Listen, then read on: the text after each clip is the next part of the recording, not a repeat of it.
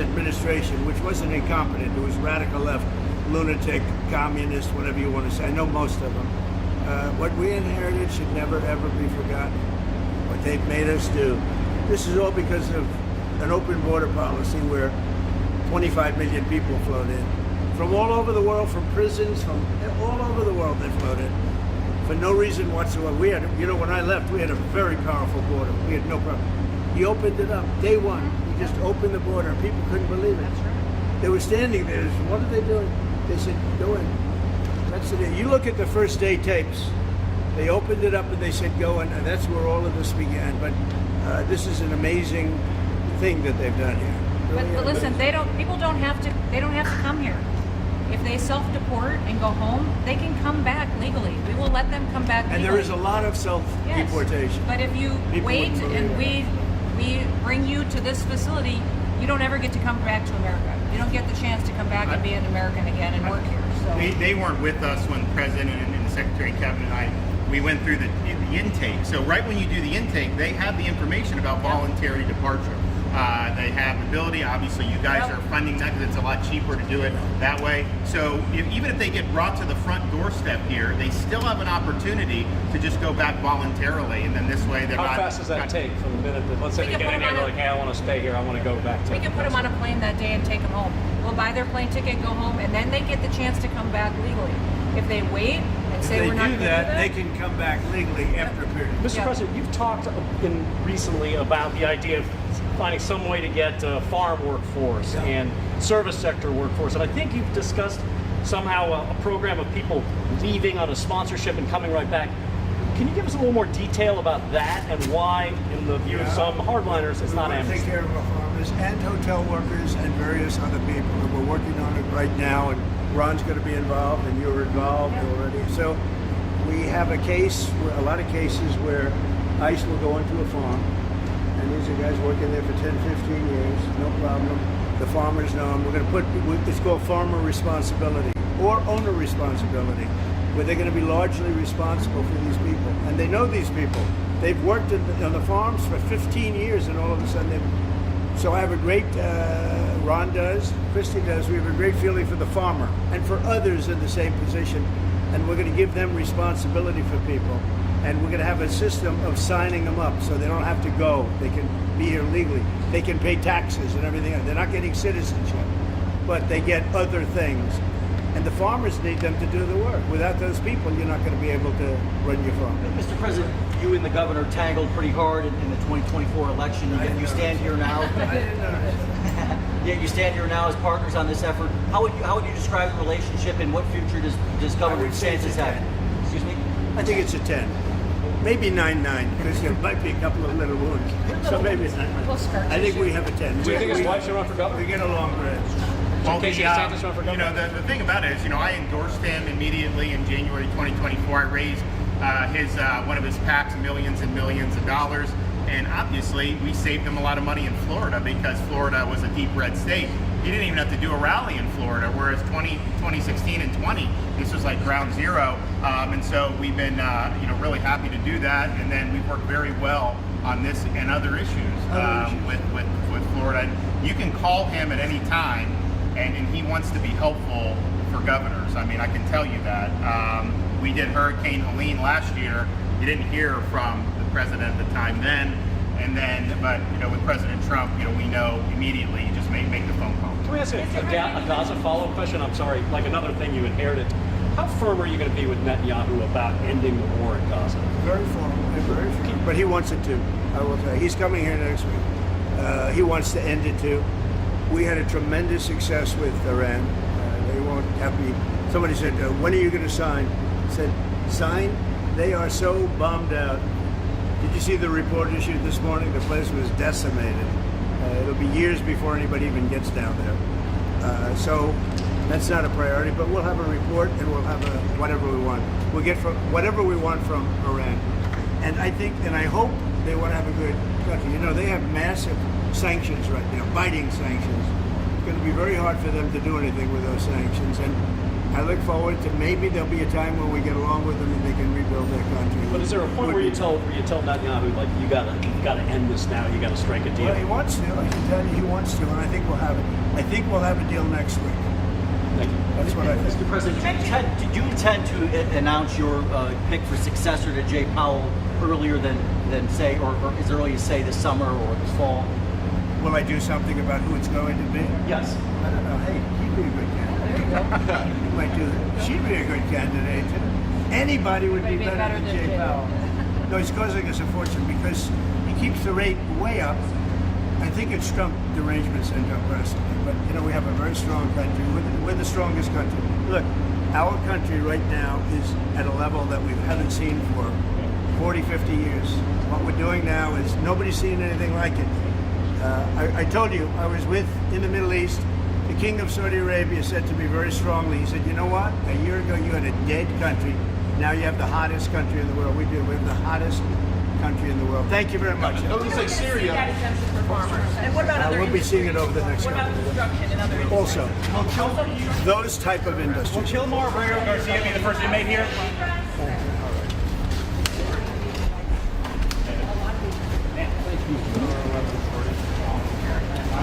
Right this way?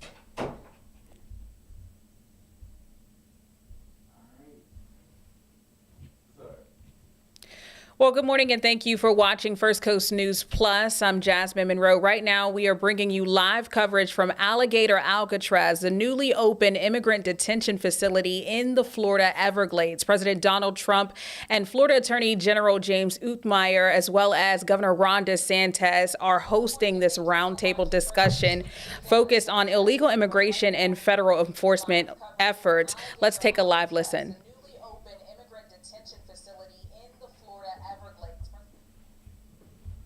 Florida Attorney General James Utmeyer, as well as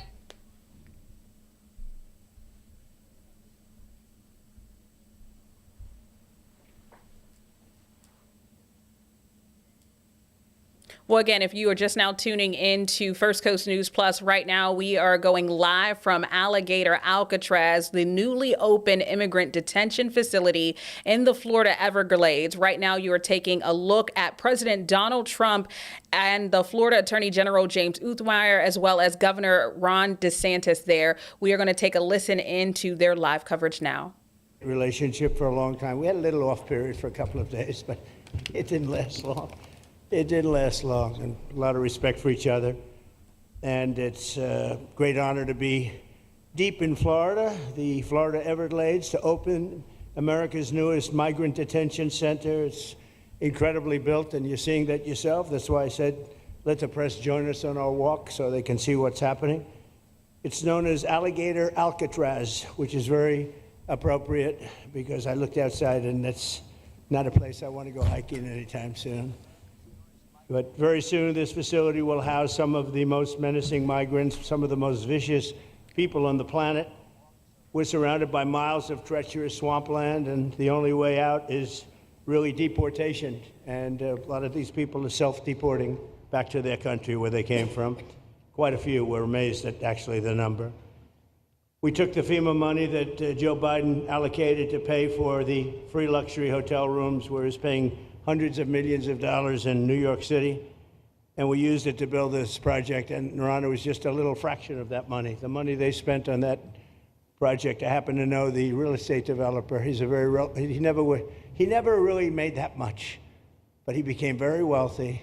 With luxury, he didn't do well. With people that are not exactly luxury, he's made a fortune.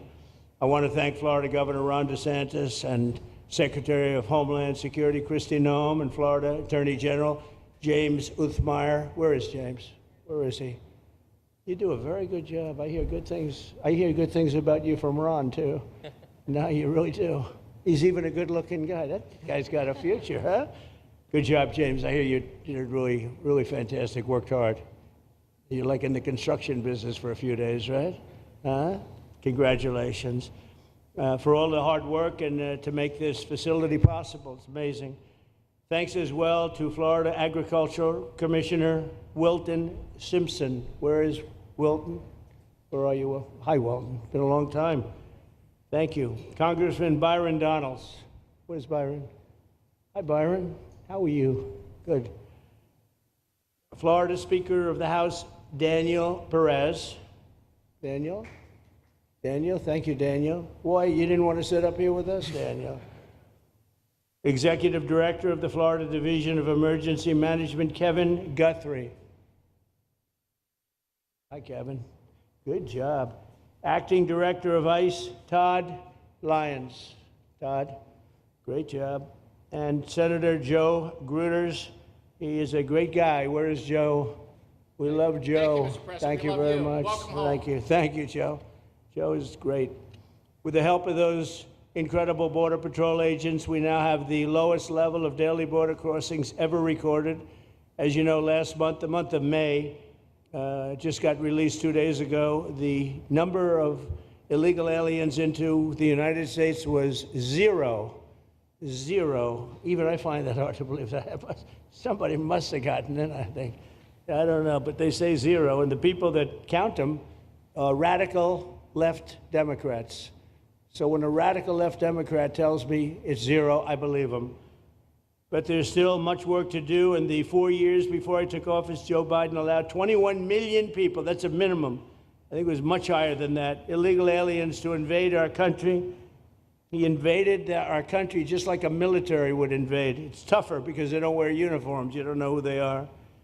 More than the populations of New York City, Los Angeles, Chicago, Houston, Phoenix, and Philadelphia combined.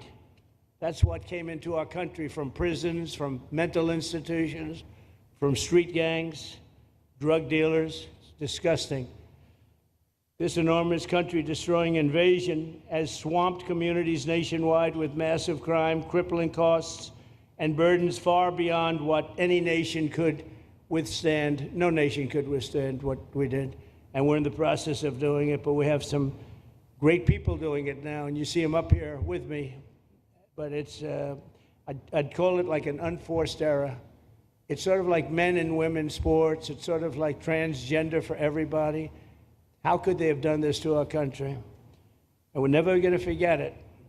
Last year, 15% of all the hotel rooms in New York City were used to house illegal aliens at costs that they never got for luxury. They never got this much for luxury people coming in from the wealthiest places on earth.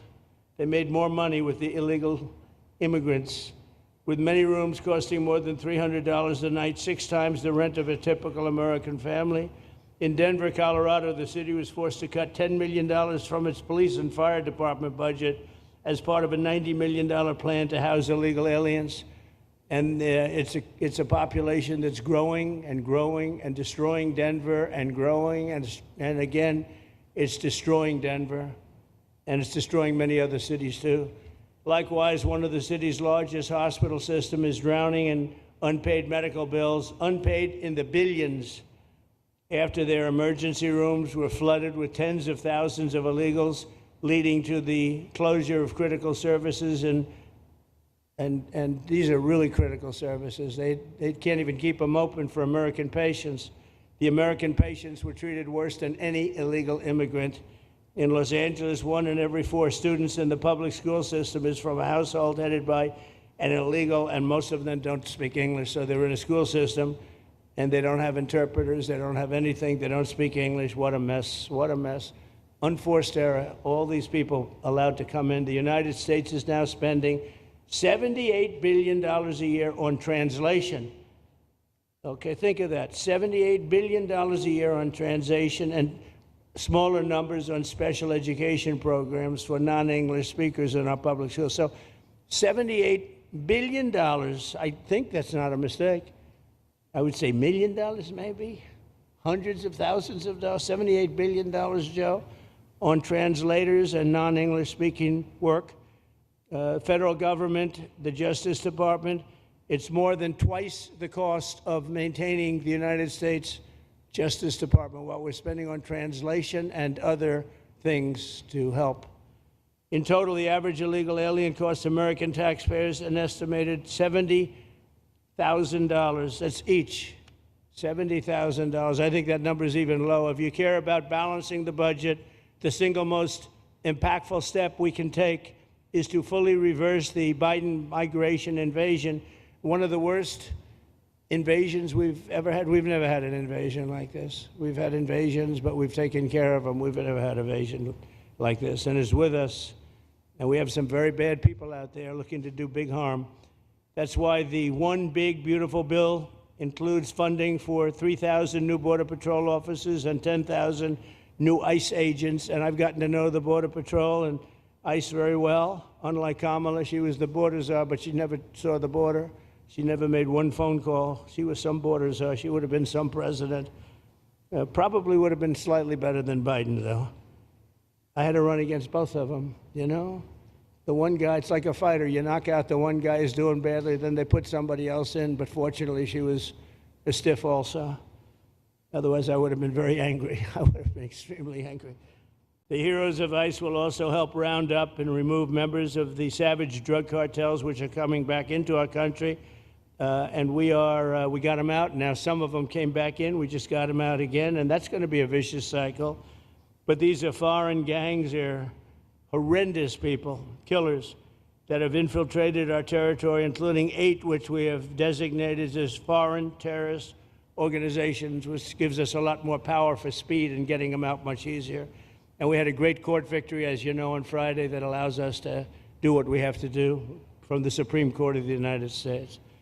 In 5 months, my administration has already arrested over 2,700 members of the murderous Venezuelan gang known as Tren de Aragua, including a pack of these sadistic animals arrested last month with over 280 guns, and these are guns of the latest caliber. These are guns that were made over the last period of less than a year, getting brand new guns, the latest and the greatest. Every day, our brave law enforcement officers are hunting down and deporting migrant criminals who have committed heinous crimes, including more than 13,000 murderers, 11,888 to be exact, but I'd probably say the 13,000 is right also. Think of it, 11,888, and more than half of them, they committed more than one murder. So, Ron, many of them are out of here already, but it's still it's a hell of a number to be confronted with. Just this year, ICE agents in Miami have apprehended illegals with arrests for murder, kidnapping, rape, child sexual abuse, and arson, people of the worst order.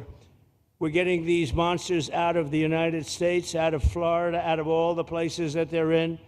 And on January 20th, I signed an executive order empowering governors and state police to be deputized to enforce federal immigration laws. And Ron's already taken advantage of it. It's a tremendous advantage for the states.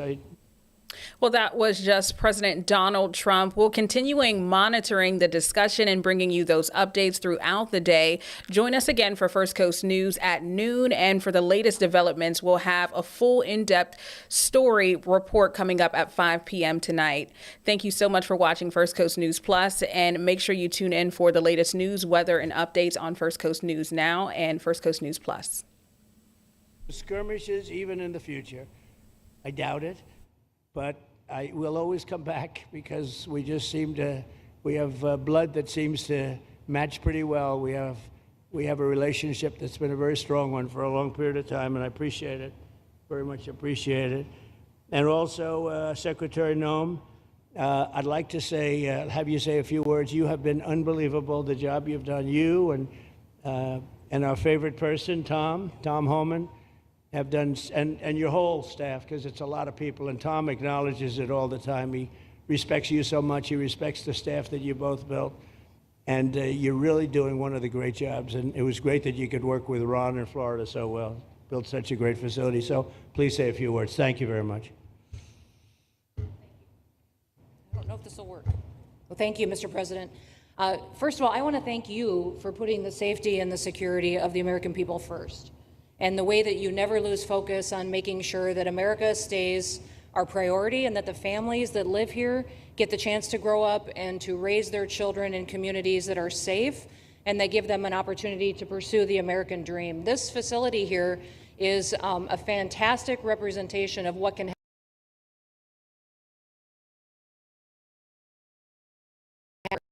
happen. The President signed an executive order that allowed us to build partnerships with states and with local law enforcement officers, which is exactly how things should function in this country. More power, more authority given to people locally so that they can take control of their own destiny. And so we have already been working under the 287G program to deputize law enforcement officers, whether they be State Highway Patrol, local sheriff's departments in all of our states, and allow them to go out with our ICE officers, our Border Patrol officers, and make sure that we're getting the worst of the worst off of the streets.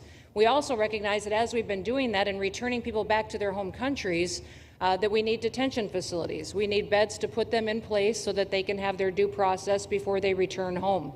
And this facility is exactly what I want every single governor in this country to consider doing with us. What happened to start this conversation was that a young man named Jimmy Percival in my office, my general counsel, who came from Florida and used to work here, called up the Attorney General and the governor and said, hey, what do you think about partnering with us on a detention facility that we could put in place that would allow us to bring individuals there?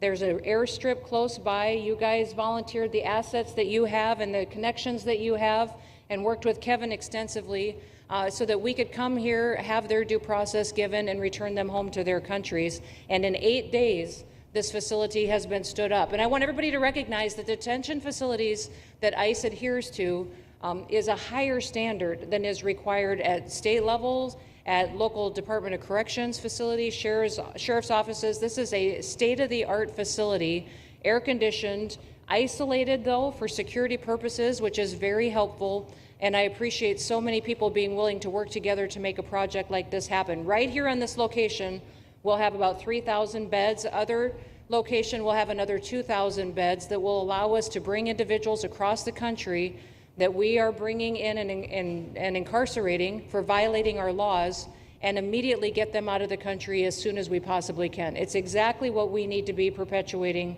in other states. And what I would say is, I want all of you to notice these flyers that we've got, is that everybody who sees these flyers or anybody who sees these news clips should know you can still go home on your own.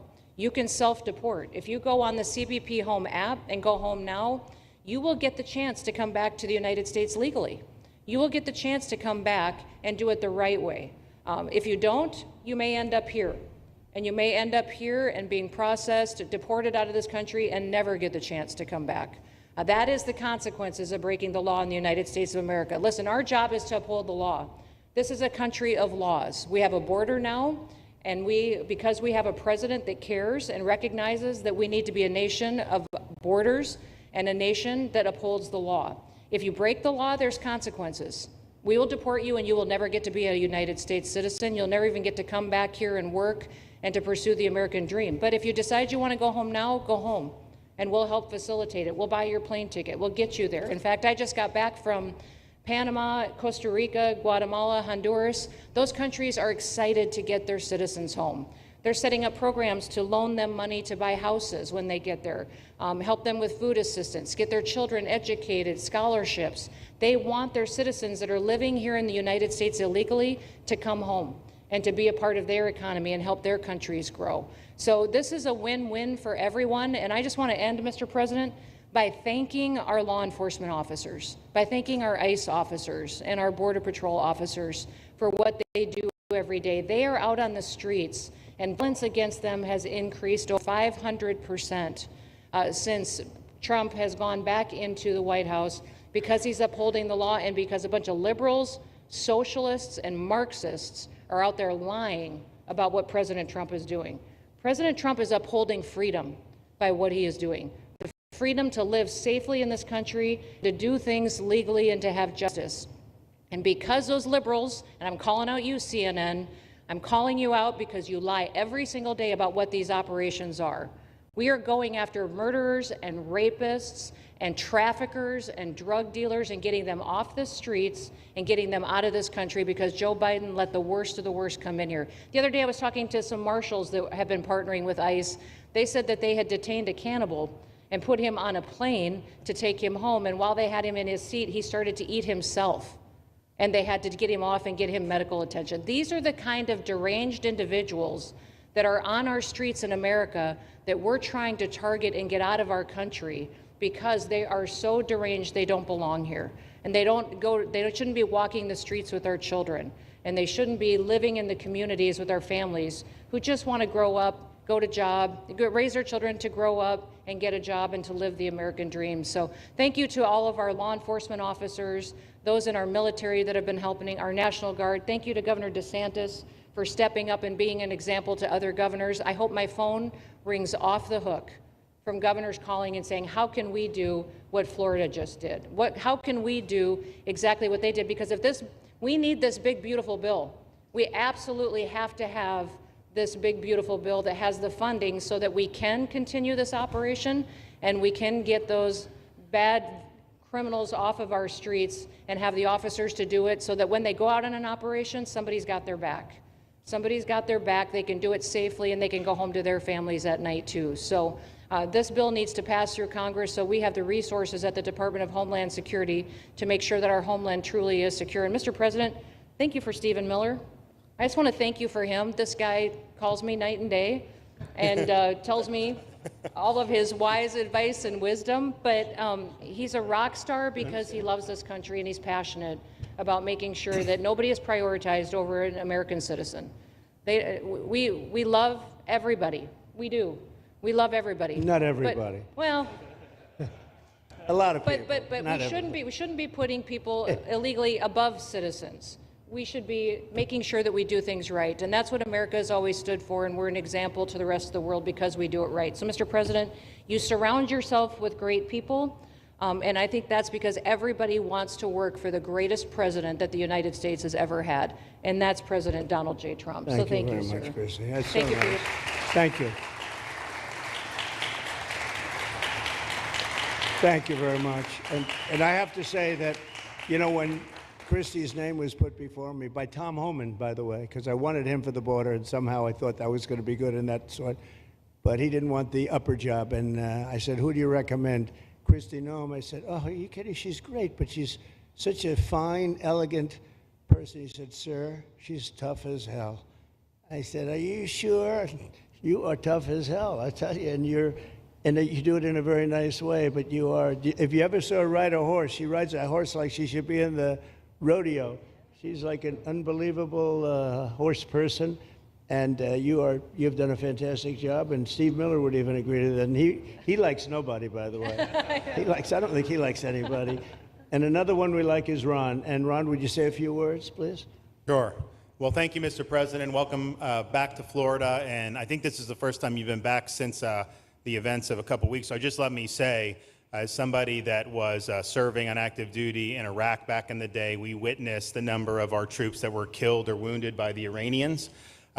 We know that they're a militant Islamic regime that was hell-bent on getting nuclear weapons, and under Joe Biden, they were about to get nuclear weapons. And because of your strong actions, those dreams and those ambitions have been reduced to rubble. And I thank you. I know a lot of veterans thank you, and people in Florida really thank you for stepping up and really making a strong, tough, but strong decision. I think we're much safer as a result of that. Now, on the immigration, I think President Trump's election represented the chance for us to finally solve this illegal immigration and border problem once and for all. I knew he was going to do the border, although he did it very quickly and very thoroughly. I think that no one can say that that's been anything but a spectacular success. But then we have the issue of Biden let in how many millions of people? And you had millions that had been in over decades previous to that. You can't have a country if you don't have respect for the rule of law. You can't have a country if foreigners get to decide who comes in. No, we, the American people, make that decision, who's allowed or not allowed to come into our country. We've seen Europe be overrun by open borders, so we're not going to let that happen here. So when President got elected, I knew that the states had an important role to play in facilitating this really, really historic mission. We're the only state in America, Florida, that requires full cooperation with ICE from all state and local law enforcement entities. And what is the net result of that? We have these agreements for these 287G task force with sheriff's departments, police departments, state agencies, and it's really instrumental in rounding up a lot of really bad people who shouldn't be here. If you look at the number of those full-blown 287G agreements that have been executed around the country, the state of Florida accounts for 60% of those. If you look at the number of immigration arrests of illegal aliens on any given day, the arrests happening in Florida constitute between 15 and 20%. Nationwide. So we're all in on this because we understand how important it is to our citizens. It crowds schools, it crowds medical, it crowds housing. Yes, you have illegal alien crime as well, and people want the problem solved. And the only way we're going to solve it is if states like Florida step up and help the president, help Secretary Noem get the job done. Now, this facility here was really in response to us working with DHS and ICE from the time the president got sworn in. And the number one thing they kept coming back to was, you know, Biden decimated the agency. I mean, let's just be clear. You could have illegals in Florida. Biden would just release them. Even when they had notices or they had orders to be removed, Biden wouldn't send them back. So their interior enforcement collapsed under Biden.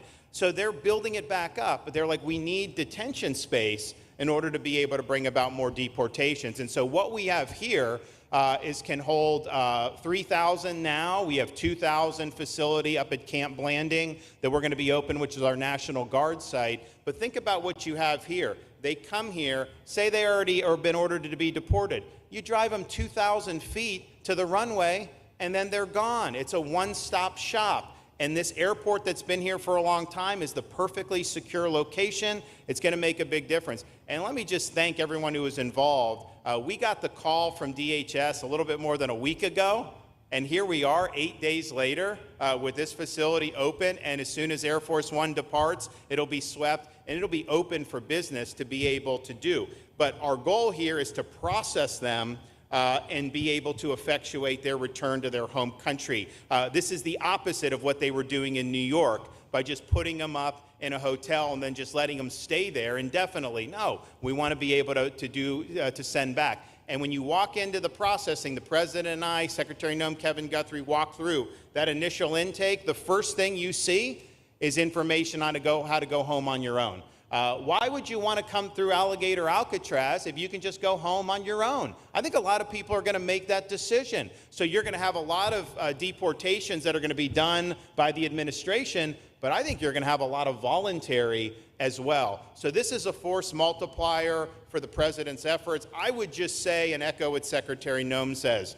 There is no reason why other states can't be doing it. And I know Louisiana, Texas, a couple of them, but we've got if only the red states did this, they would be able to expand their capacity by tens of thousands, maybe 50, 100,000 on a given day. That's how you really start to make a difference. And so we're proud to be able to partner with the Trump administration on that. Mr. President, thanks for coming down. I think you highlighting this is going to move the needle in a big way throughout the country, and I think it's going to help all of us achieve the really big results that I think our voters want to see. Thank you, Ron. Great job. Thank you. Thanks, Ron. Thank you, Mr. President, for the opportunity. My name is Kevin Guthrie. I'm the Executive Director of the Florida Division of Emergency Management. And I'd also like to thank President Trump and the Department of Homeland Security Secretary Noem for joining us here today and for their continued support. I want to thank first by thanking the man to my right, and that's Governor Ron DeSantis, whose bold leadership and swift action made this project possible. Make no mistake, this facility would not be standing here without the President, the Secretary, and the Governor's vision and determination to uphold the rule of law. Florida is and will always be a law and order state. Even before the President took office, the Governor made it clear that illegal immigration would not be tolerated in the state of Florida. When the President and the Secretary asked Florida to help, the Governor empowered our state and private partners to work collaboratively and deliver real results on a rapid timeline. The Florida Division of Emergency Management is best known for leading the nation in hurricane response and other natural disasters. We understand how to act fast without bureaucracy in the face of any emergency. Our teams built roads in 8 hours, bridges in 3 days, base camps in 72 hours, and full causeways in 2 weeks. Getting things done quickly, efficiently, and correctly is at the core of our mission. We simply just want to be the best at what we do in the nation. When the Governor called me, and we answered, and we were proud to bring our logistical expertise to the table. We know how to set up base camps for guardsmen, first responders, linemen, volunteers, and other aid sources, and distribute that in a matter of days before a storm. We're able to translate this knowledge to what we did here at Alligator Alcatraz. Florida has put the best teams together who check their individual logos and egos at the door to get this done. Not just for you, Governor, but Mr. President, for you as well. There are over 13 different vendors that came together to get this solved in 8 days. Truly a whole of private sector partnership to get that done. Behind you on these boards, in only 8 days, we have built a fully compliant detention facility with a detainee capacity of up to 3,000 people, with room for additional capacity if you asked us to do so. The detention facility includes over 158,000 square feet of housing and is a fully aluminum frame structure rated for winds of 110 miles an hour or a high-end Category 2 for those people that don't think that we're taking that into consideration. This is Florida, by the way. Power supply is fully redundant with backup generators in place. We've put a staff village here on site with a capacity of 1,000. Our services are hot meal 3 times a day, 24/7 medical facility, pharmacy, air conditioning, access to indoor and outdoor rec yards, legal and clergy support services, laundry. Our security element is over 200 security cameras throughout the facility, more than 28,000 feet of barbed wire, 400 plus security personnel to include 200 men and women, soldiers and airmen underneath Major General John Haas's command as the Adjutant General of Florida. And it's all surrounded, as you pointed out, Mr. President, by 10 miles of beautiful Florida Everglades. Contingencies, as with all state correctional facilities, we have a hurricane plan.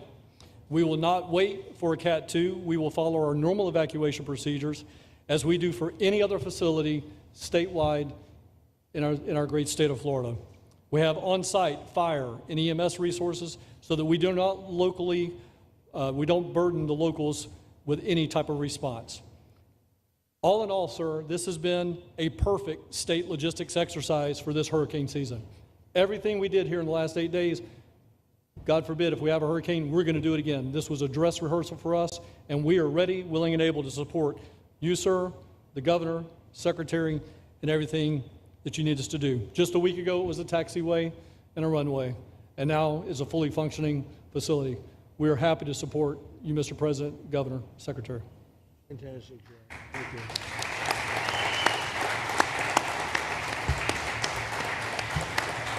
Byron, please.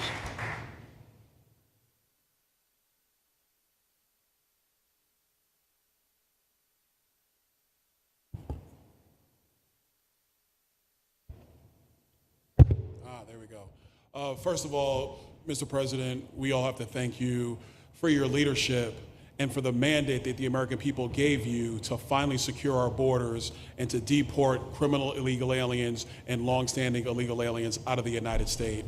That is a mandate given to you by the American people. I know Secretary Noem, Stephen Miller, Governor DeSantis, myself, on behalf of the other members of Congress in the Senate, and of course here in Florida, we are behind you 100% in that mission. To the governor, I really appreciate you and commend you for your leadership on this, taking swift, decisive action to building this facility. One of the things that has occurred because of the work you did earlier this year with the legislature is that our sheriffs are out there every single day. They are arresting these criminal aliens in our streets, and they're seeing some backlog in their jails. So this facility primarily goes to address some of that backlog and then to help us fulfill the mission that the president has led us to. So Governor, thank you for your leadership and thank you for your decisive action on this. It really does mean a lot to all the people of Florida, of course the people of the 19th Congressional District. Secretary Noem, I mean, what can I say? The president's right, you're double tough. So we appreciate all your leadership. You and Tom Homan have been doing a great job. And I'm actually going back to DC after this because we have to vote on one big, beautiful bill in the House. We have to get that to the president's desk so we can get you the resources that you need to fulfill the mission that the American people have asked us to do. I totally agree with what Mr. Guthrie has said. This is a logistical marvel when something like this occurs. We've seen Florida Department of Emergency Management answer the bell time and time again. The governor has said we need to accomplish this, and DEM gets that job done. And we had a side conversation about, I know there were some concerns. People were like, well, what happens if a hurricane comes? What happens if this happens? And I looked at Kevin Guthrie and I said, you already have a plan, don't you? And he goes, of course we have a plan. You know that we do. This is what Florida does, Mr. President. And so I want to commend you for your leadership and your vision on this. Governor, thank you for all that you've done with your vision and determination. Secretary Noem, we're going to get the bill done so you get the resources you need. See you, sir. Thank you very much. Oh, thank you. Wow. Thank you. You know, I'm waiting, listening to these wonderful words, and they are music to my ears, but I was also wondering how we're doing, because I know this is prime time. It shows that I care about you, because I'm here, and I probably should be there, but we do care. Thank you very much. James, please. We're all happy now, James. Yeah. Well, I can speak on behalf of all of our sheriffs, state law enforcement, our police chiefs. We are going to continue to make arrests, our pedals to the metal, as many as we can. We want to fill this place up. The governor and Kevin have shown they can build bridges in 3 days, so why not some detention facilities? Hopefully there's more to come. And you really kind of were the inspiration for this. We like the idea of reopening the original Alcatraz. I don't know if that can happen or not, but we thought, hey, we've got our own natural Alcatraz in the middle of the Everglades. Right. Great runway, great perimeter, so let's make it happen. In Florida, we walk the walk, and we will deliver for all of you. Thank you. Well, I heard you were responsible for the locational pick, and you cannot have picked a better location. I said, whoever the hell made this choice, I know you take it a little heat from some environmental groups, but I take it all the time, and that's an honor. But I heard you were very responsible for that choice, and that was a big choice. Thank you very much. Great job, James. Thank you. Do you want to finish over here, and then we'll go over here? We'll go back and celebrate the big, beautiful bill that you just got passed. You sure that's right? Right, Brian? Yeah, all right. Wow, good. He's doing a good job. Right. Wow. Mr. President, first of all, I just want to say how grateful we are that you're back here in your home state of Florida. You've been doing an amazing job, not only at our border, but around the world, keeping this country safe and Americans. We are grateful for your leadership. God had a plan for us, and it was Donald Trump. So thank you for that. As a member of the Immigration Board and as the Commissioner of Agriculture of this state, I've been happy to help lead with the governor and the rest of the cabinet on this issue. We're very proud, Secretary Noem's here today and others, to represent not only the United States in our efforts to make this commitment to keep our citizens safe, but we're going to continue in Florida to remove the barriers to have your vision come true of a safe United States. We're going to get these illegal criminals out of this state, and we really appreciate you and your leadership in this effort. So thank you for being here Thank you today. very much. You're doing a great job, too. Thank you. Thank you, Mr. President. Joe Gruters, State Senator. I'm a member of your Homeland Security Advisory Council, your Vice Chairman. Thank you for that appointment. And thank you for coming back to Florida and everything that you do. Every single day you are delivering on the promises that you promised to us at all of the events you've done throughout the years, but specifically this last campaign. You deserve all the credit for everything, and you are surrounding yourself with incredible people like Secretary Noem, Stephen Miller, and just like your big, beautiful bill here in Florida, there was a lot of commotion about our immigration bill. And we had 3 B's in that: beds, badges, and bad guys. And this goes right along with our beds and the resources. And I give the governor, Ron DeSantis, a lot of credit for stepping up and making sure that we all work together, because at the end of the day, even if sometimes there are skirmishes, as a result of the back and forth, we ended up with a better bill, and we all win. And what we're doing here in Florida hopefully will happen all across the country. Your leadership is amazing. Keep up the great work, and just know that Florida loves President Donald J. Trump. Thank you very much, Joe. Appreciate it for a long time. Appreciate it. By the way, Okeechobee is something that we did together also, and that was a lot of money spent. I hope it was well spent. I know we did a Rolls-Royce job, but it's a lot of money that we spent out there together. And how is it going? You can delegate that to us, because we move faster than the Army Corps. Good. So we will finish that reservoir. Good. If you delegate it to us, I'll get it done and much quicker. Oh, I would do that. Yeah. I'll tell you. Let me ask myself permission. Permission granted. Go ahead, get the thing, get it complete. You want to do that? All right, we're gonna go talk to the Army Corps then after this. Good. You can move faster, actually. Please. Sir, just first on behalf of the men and women of ICE, we just want to thank you for allowing us to do our job again. You know, your vision and under Secretary Noem's leadership, this is what the American people want. And I hope that you see great results of what we're doing out there every day of getting the worst of the worst out of our communities. Because of you and Secretary Noem, I have the privilege to lead one of the most premier and the finest law enforcement agencies that we do have in the United States. And the men and women of HSI and ERO Miami do incredible work like you highlighted. And with the governor in the state of Florida, the partnership in Florida has been amazing. The 287G program is only going to help us to identify all those known gotaways and get the worst of the worst out of the neighborhoods. And through our Homeland Security Task Force, we are going to make America safe again. So thank you very much to both you and the Secretary. Thank you, Todd. Great job. Really great job you're doing. Thank you. Please. Good morning, Mr. President. Thank you so much for coming. Again, as Garrett Ripp, I'm the Field Office Director for ICRO here for the Miami Field Office. Incredible collaborative work we've been doing together, working with the state, working with our local partners. And again, just the 287G is going to open up that aperture and allow us to get those bad hombres off the street and get them into this facility. And we're looking forward to it. And again, just appreciate all your support. Thank you. Always thank you. You've always been so great. Thank you very much. Please. Good afternoon, Mr. President. On behalf of Air Marine Operations, my name is Andres Blanco. I'm the Executive Director for Southeast Region. AMO continues to execute and support your executive orders. Air Marine Operations brings a unique capability both in the air and the maritime domains. And in partnership with our Border Patrol, OFO officers, and ERO, we continue to conduct effective operations both interior, along the border, and along the maritime approaches. Thank you very much. Good job. Good afternoon, Mr. President. Jose Figueroa. I am the Acting Special Agent in charge for Homeland Security Investigations here in South Florida, and our office covers from Key West to Fort Pierce. Tremendous collaboration here with the state and our federal partners. HSI is conducting criminal investigations into TDA, MS-13s that are involved in human smuggling, sex trafficking of minors, and we will continue that effort with your support. Governor DeSantis, thank you very much for this facility. Looking forward to continue the great work. Thank you. Thank you very much. Steve, would you like to say something? Our star. Thank you, Mr. President.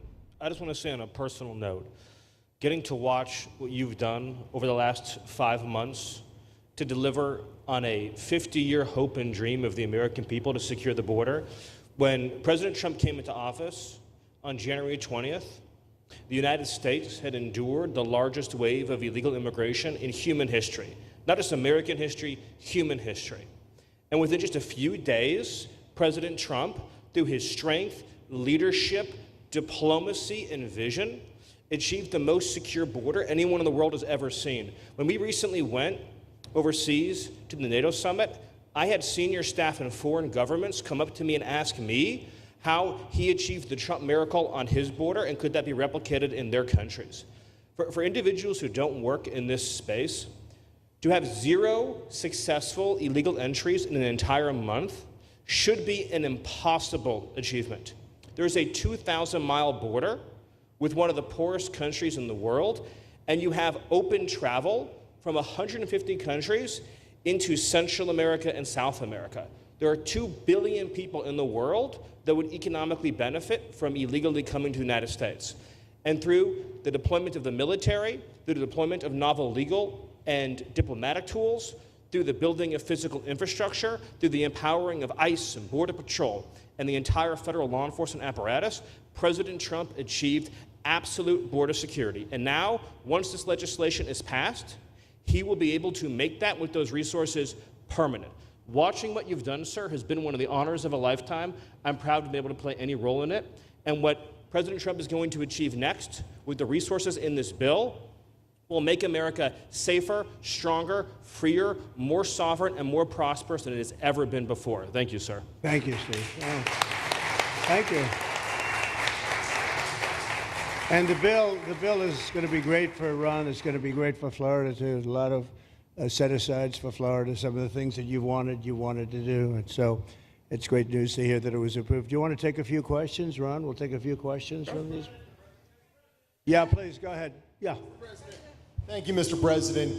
Given the likelihood of the One Big Beautiful Bill passing, and we look forward to the success of this facility here, how many more facilities like this do you feel that the country needs in order to enact your agenda of mass deportations? Well, I think we'd like to see them in many states, really, many states. This one, I know Ron's doing a second one, at least a second one, and probably a couple of more. And, you know, at some point, they might morph into a system where you're going to keep it for a long time. You know, it's not that far away from jails that take years to build and money is spent and wasted. And, you know, like the railway that they have in California that costs like 40 times more than it was supposed to cost. The same things happens with prisons. You look at this in a short period of time, Ron, James, and some of the people that really worked on it along with our people, they did this in less than a week. And you look at it, it's incredible. The incredible thing is picking the site, because the site was one of the most natural sites. It might be as good as the real Alcatraz site. You know, it could be. Well, that's a spooky one too, isn't it? That's a tough site. But so I think it could last as long as they want to have it. I mean, you may morph this into, you know, your prison system, frankly, which I know you always need, unfortunately. I'd like to say, you know, a little controversial, but I couldn't care less. We have a lot of bad criminals that came into this country, and they came in stupidly. It was an unforced error. It was an incompetent president that allowed it to happen. It was an auto pen maybe that allowed it to happen, and it did happen. But we also have a lot of bad people that have been here for a long time, people that whack people over the head with a baseball bat from behind when they're not looking and kill them, people that knife you when you're walking down the street. They're not new to our country. They're old to our country. Many of them were born in our country. I think we ought to get them the hell out of here, too. You want to know the truth. So maybe that'll be the next job that we'll work on together. But I think getting them out, you know, we forget about them. We had some bad accidents in New York, and they're not accidents. They were done very much on purpose. People being pushed into a subway just before it arrives, going 40 miles an hour. and they're 10 feet away from where the thing is. You get pushed right into the face of the subway train, get whacked and killed. And these are sick people. I'd like to get them out of here too. Yeah, please, go ahead. White shirt, glasses. Julio Rosas, Blaze Media, sir. A couple months ago, I ran into former DHS Secretary Mayorkas, and I asked him a couple questions about his disastrous handling of the border. He didn't like my questions.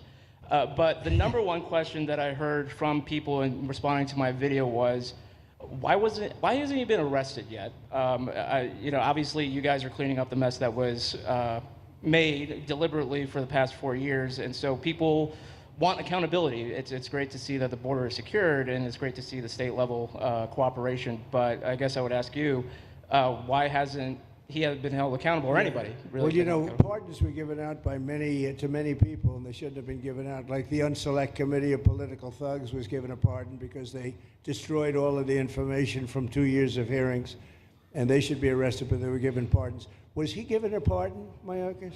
Was he not? I don't believe so. Well, I'd take a look at that one, because what he did is it's beyond incompetence. Something had to be done. Now, with that being said, he took orders from other people, and he was really doing the orders. And you could say he was very loyal to them, because it must have been very hard for him to stand up and sit up and talk about what he allowed to happen to this country and be serious about it. So he was given orders. If he wasn't given a pardon, I could see looking at that. In fact, why don't you take a look at it, Kristen? He was impeached, but yeah, it was just a fake impeachment. It was a fake impeachment. Why don't you take a look at it? I think he was so bad. They were all so bad. Look, it was the worst president in the history of our country. We've had some bad ones, but he was the worst president. But somebody told Mayorkas to do that, and he followed orders, but that doesn't necessarily hold him harmless. So take a look at it. It's a very good question, actually. Thank you. Yeah, please. Go ahead. Mr. President, you and the Secretary have both said that many people have self-deported since you came back into office. Yeah. How many is many, and has the rate gone up? How do you see the tempo of that moving forward going on?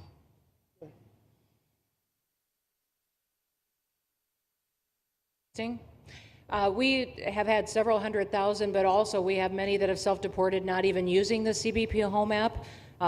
When I have gone to these other countries to negotiate security agreements and information sharing on criminals, who's coming and going into their countries, they report that hundreds of thousands have come home that weren't on our radar, that they are coming home on their own and self-deporting because they want the chance to be able to go back to America someday. So we believe it's over 1 million, possibly more than that. I'm asking all of those countries for their information on what they have of individuals that may have returned home, that they have taking advantage of their programs to help them become a part of their civilization again too. So we know it's over 1 million, but we have to, I'm getting more information and that number will grow.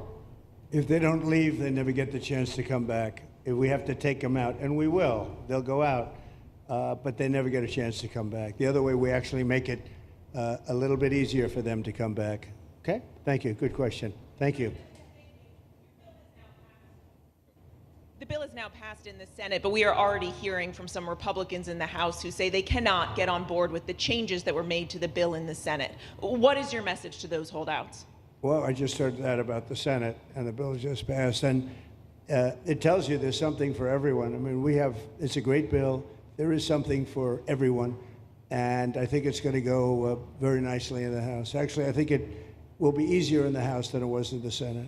And just to be clear, on the Medicaid cuts, you've promised not to cut Medicaid, said this is all just targeting waste, fraud, and abuse. Are you saying that the estimated 11.8 million people who could lose their health coverage, that is all waste, fraud, and abuse? No, I'm not saying that. I'm saying it's going to be a very much smaller number than that, and that number will be waste, fraud, and abuse. And if you look, they took a much more liberal stance on the Medicaid situation than they could have. They had a tough stance and a weak stance. They took not a very strong stance on that to start off, and it's waste, fraud, and abuse, and everybody wants that covered. What number is that? What analysis are you seeing? I'm not seeing a number, but I know it's much less than the number you gave, and we really were very, very cognizant of three things. Social Security, we're going to take care of it beautifully.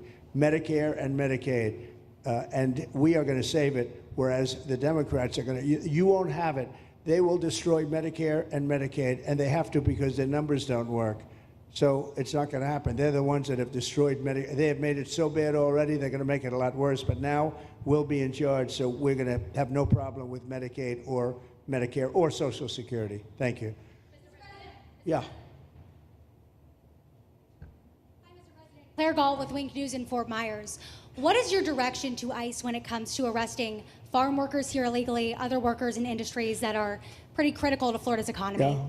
Well, we're very much cognizant of that, and as you know, I won the farmers by 92%, and I'm not going to be abandoning my farmers. We were strong on the borders, but we're also strong for the farmers and for others in the hotel industry, et cetera. You know, we have similar situations, and Christy and I, and we'll be working with Ron and a lot of the states. We're going to work something where the farmers can be responsible for some of the people they have people, Ron, for 10, 15 years that they know very well. We're going to put them responsible.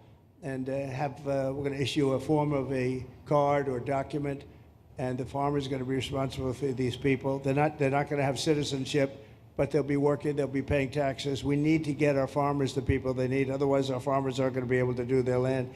You know, it was tried once before, many, many years ago, where there was a very strong guy, and he got everybody out, and every farm, almost in the country, but every farm in California, every farm in Iowa, almost all the farms went bankrupt. They had nobody to work, and we don't want to have that situation. So we're going to work it. We're going to put our farmers and others in charge of the people that they have under them. They know the people, and I think it's going to work out really well. We're going to take care of our farmer, but we're going to get the criminals out. Okay? Yeah, go ahead, please. Thank you. Mr. President, how do you respond to critics who fear that a 3,000-bed detention center and the waste that that could produce will pollute the surrounding federal protected land, including land that both administrations have invested billions of dollars in restoring? Well, I was one of those that invested billions of dollars and hundreds of millions of dollars right here in the Meadowlands, but in the Everglades, and the Meadowlands too in New York. If you look at what we did up there, speaking of the Meadowlands, a lot of places like this, but this is a very unique one. One thing I'll say about this land, we'll be gone a million years and this land is still going to be here. It's not going to be much different.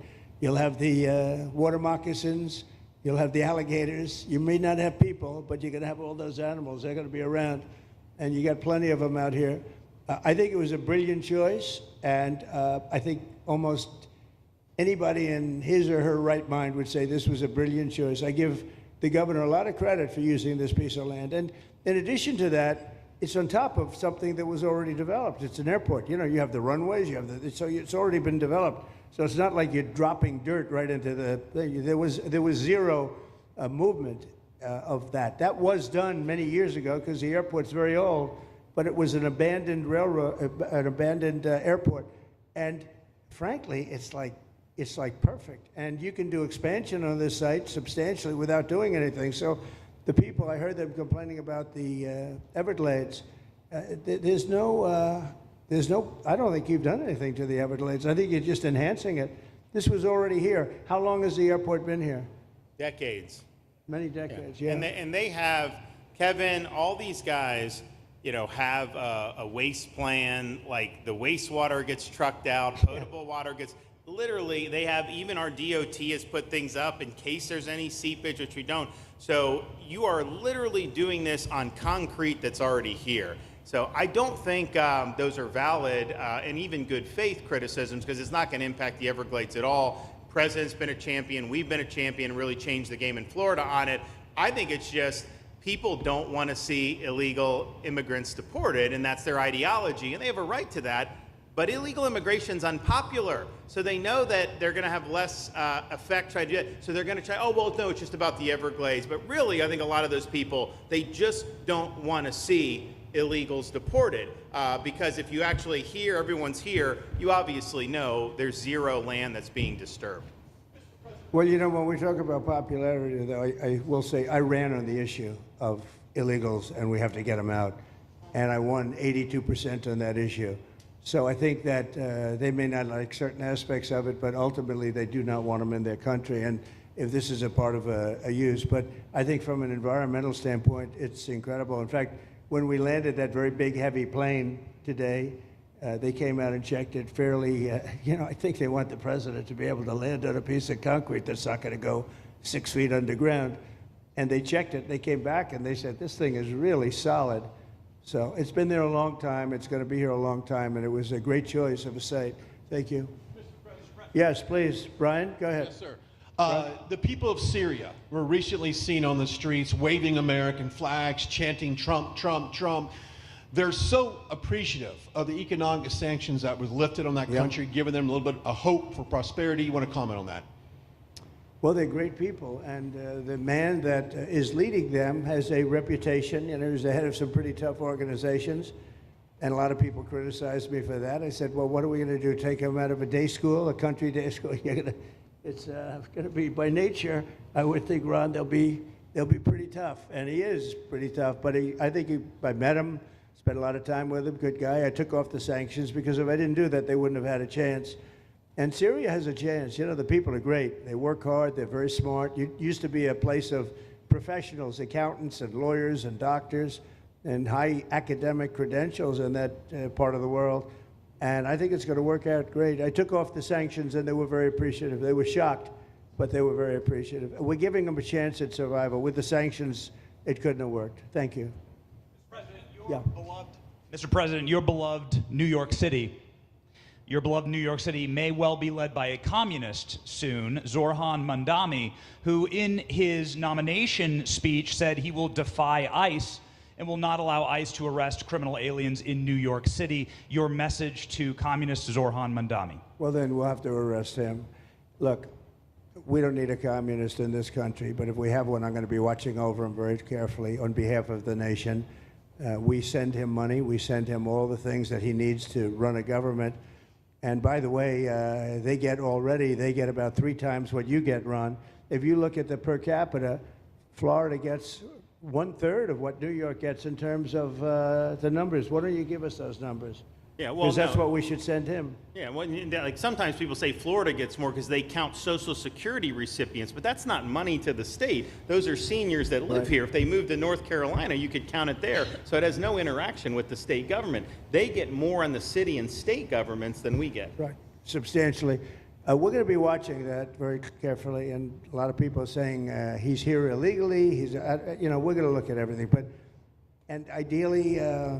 He's going to turn out to be much less than a communist. But right now, he's a communist. That's not a socialist. I've always said, we will not have socialism in this country. In the speeches, I said, well, what? They skipped socialism. And you get a lot of them like that.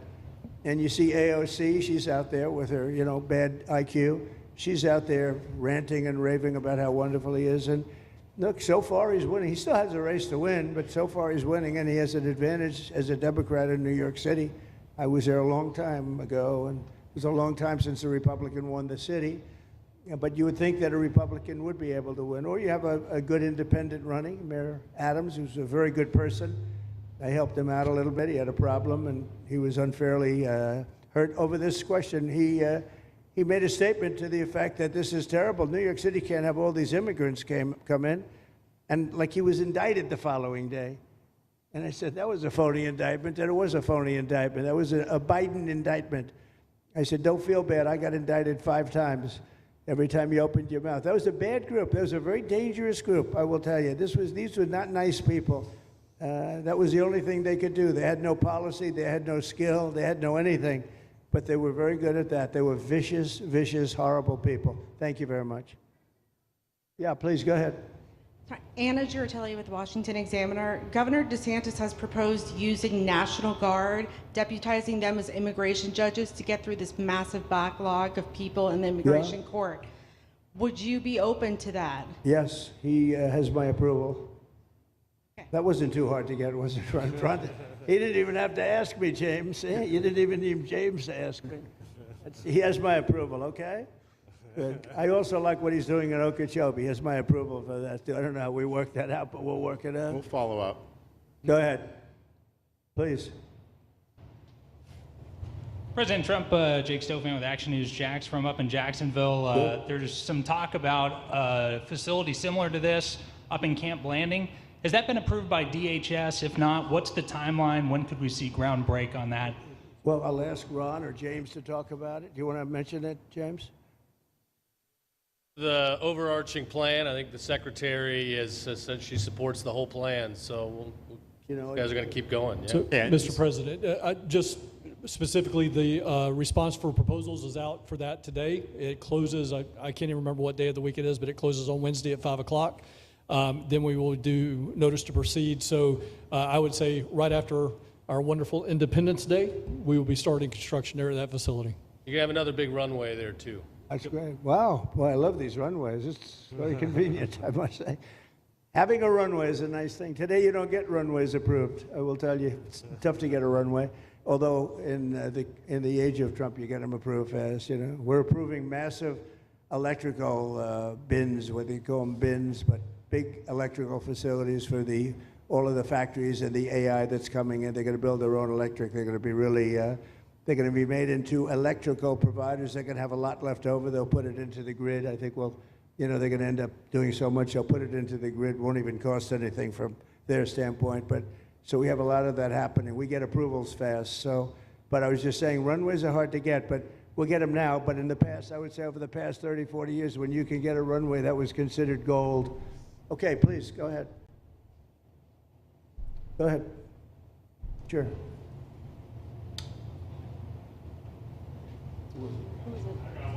Okay, go ahead. Yes. President Trump, Laverne McGee, News 6 Orlando. You have fulfilled several campaign promises along with the help of Governor Ron DeSantis. What is the next campaign promise that you plan to fulfill to the American people? So we have turned this country around in less than 6 months. And when I was away, and I was telling Ron, I was telling some others, I've said it a little publicly, I guess, but I met a lot of very important people. The King of Saudi Arabia, I was there 2 weeks ago, and Qatar, the leader of Qatar, who's great, and the leader of UAE, who's great. These are very substantial people, very smart people, and good people. And all three of them said essentially the same thing, along with many other people, because I just left NATO. We took it up to 5%. Nobody can believe that one run. That would be a hard one. Nobody believes that, what happened in NATO, over $1 trillion a year from like nothing.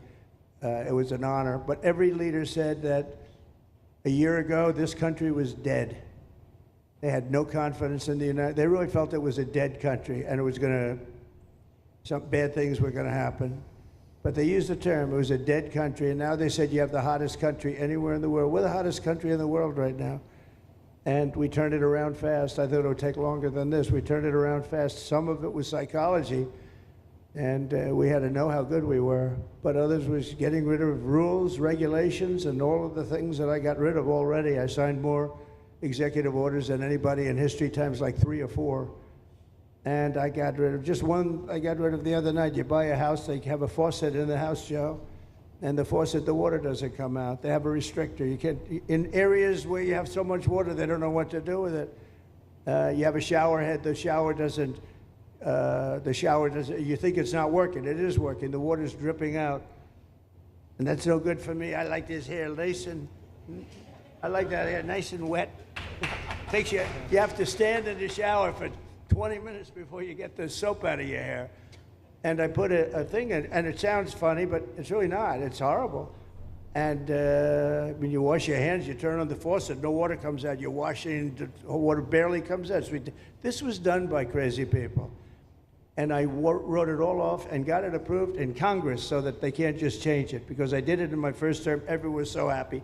And then one of the first things that Biden did when he came back is he put the restriction on showers, toilets, and sinks. Put this restriction, and washing machines.